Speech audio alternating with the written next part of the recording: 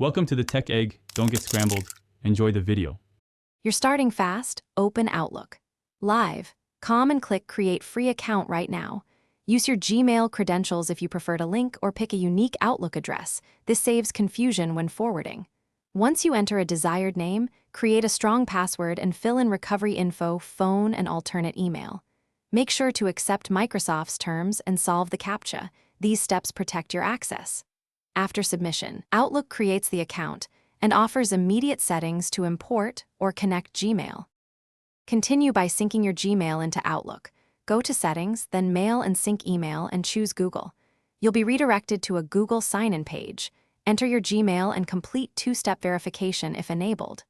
Once prompted, grant Outlook permission to read and manage mail, contacts, and calendars. This ensures messages and folders sync correctly. After permission, Outlook will import folders and set up a send from address. Make sure to choose whether to keep copies on Gmail or rely on Outlook as primary. Wrap up by sending a test email from Outlook to confirm send and receive functions.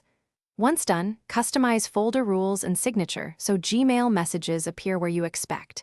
If sync fails, check Gmail IMAP is enabled in Gmail settings and verify server details.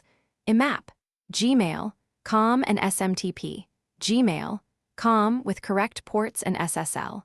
If Google blocks sign-in, create an app password or enable access for less secure apps depending on your account type.